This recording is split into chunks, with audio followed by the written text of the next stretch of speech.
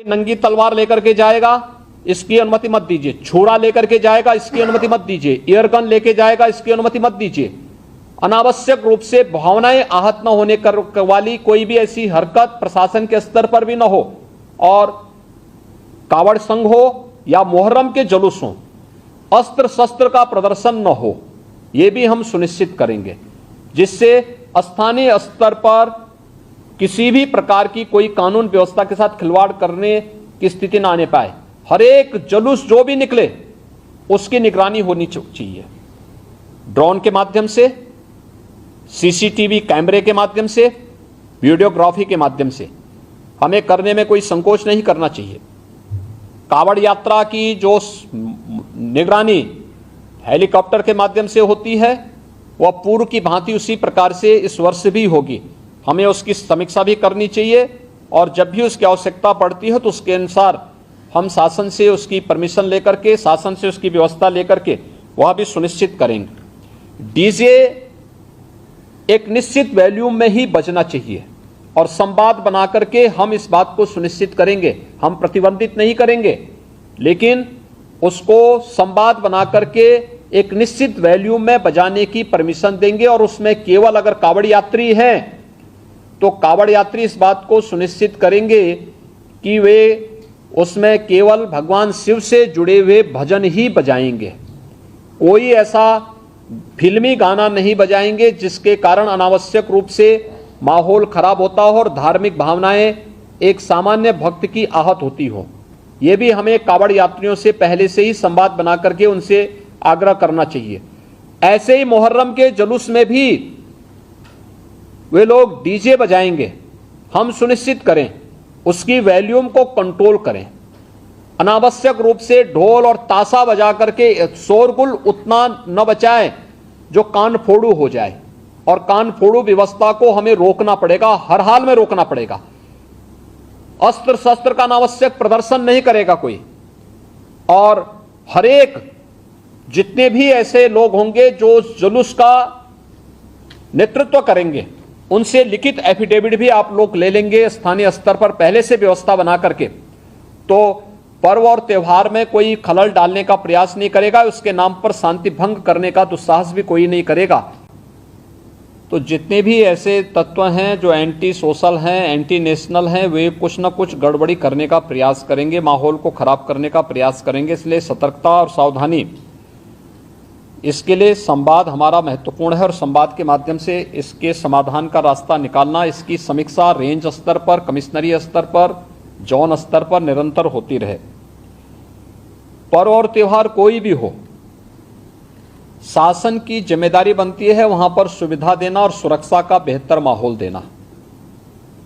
कोई भी पर्व और त्योहार हो, परंपरागत तरीके से हो, परंपरा से हटकर कुछ भी हम न होने दें। आयोजकों के नाम नोट करें, आयोजकों से हम लोग एप्लीकेशन जरूर लें और उनसे सुनिश्चित जरूर कराएं।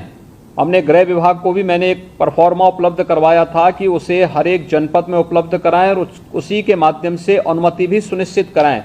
शर्तें जोड़िए उसमें कि वह कहीं भी शांति को भंग करने वाली व्यवस्था, कोई भी ऐसा बयान नहीं देंगे, कोई भी ऐसा कार्य नहीं करेंगे जिससे शांति व्यवस्था भंग होती हो, या किसी जाति, मत, मजहब, वर्ग, संप्रदाय या किसी भी अन्य उसकी भावनाएं आहत होती हैं, कोई भी इस प्रकार की बयानबाजी न हो। इस पर ध्यान देने के लिए हमें जहां व्यवस्था बनानी पड़ेगी, वहीं साथ ही साथ हम इस बात को सुनिश्चित करेंगे बकरीद के लिए मुस्लिम धर्मगुरुओं के साथ और इस आयोजन के साथ जुड़े हुए जितने भी लोग होंगे उन सभी के साथ हमें संवाद बनाना होगा। कावड़ यात्रा के लिए भी हमें कावड़ संघों के साथ, कावड़ संघ हैं बने हुए हर एक जगह, उनसे भी संवाद बनाना पड़ेगा। अगर हम उसी स्तर पर संवाद बनाएंगे तो बाद में जब ये भीड़ इकट्ठी होती है तो उस समय समस्या नहीं खड़ी होती है, तब ये कार्यक्रम एक रूटीन का हिस्सा बन जाता है, फिर उसमें कोई समस्या पैदा नहीं होती है। इसलिए उन सभी चीज़ों को हमें पहले से ही एक संवाद बनाकर करना होगा। मुहर्रम के अवसर पर भी मुहर्रम से जुड़े हुए जो अलग अलग ताज़िया लेकर के जाते हैं उनके साथ पहले से संवाद होना चाहिए। कहीं भी कावड़ यात्रियों का और मुहर्रम के जुलूस आपस में टकराने की नौबत ना आने पाए, इसके लिए पहले से रूट तैयार कर लेना, पहले से सुनिश्चित करना कि किसी की भावनाएं आहत भी न हो और दोनों कार्यक्रम संपन्न हो जाएं, परंपरा का उल्लंघन भी कहीं न हो, इस बात को सुनिश्चित करेंगे और इस पर हम लोग पहले से ही ध्यान देंगे जिससे कहीं भी कोई बात न हो। दूसरा, नगर विकास के द्वारा और पंचायती राज विभाग के द्वारा स्वच्छता को, सैनिटाइजेशन को जहां प्राथमिकता के आधार पर आगे बढ़ाना होगा, वैसे भी संचारी रोग नियंत्रण का एक कार्यक्रम 1 जुलाई से चल रहा है। स्वच्छता, सैनिटाइजेशन उसका प्रमुख पार्ट है।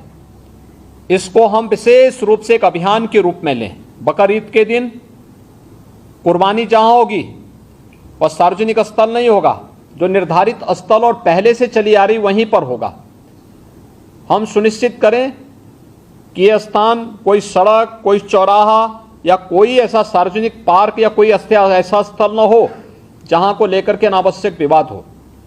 और कुर्बानी के बाद जो भी वहां पर सॉलिड वेस्ट पड़ा हो, उन सबको निस्तारण करने की भी व्यवस्था की जानी चाहिए, चाहे वह आयोजक करें, चाहे वह नगर निकाय या पंचायती राज विभाग से जुड़े हुए लोग करें।